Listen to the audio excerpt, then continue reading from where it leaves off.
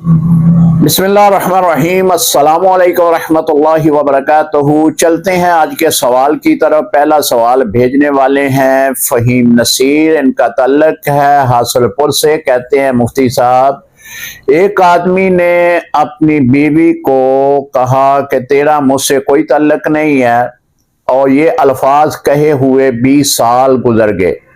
वो कहता है कि मैंने ये अल्फाज तलाक की नीयत से बोले हैं, तो रहनुमाई फरमा दें, तलाक वाक़या हुई है या नहीं।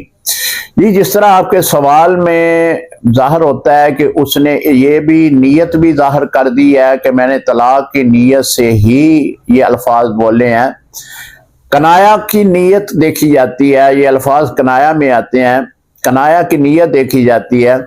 अगर तलाक की नीयत है तो फिर तलाक बाइन वाक़या हो चुकी है।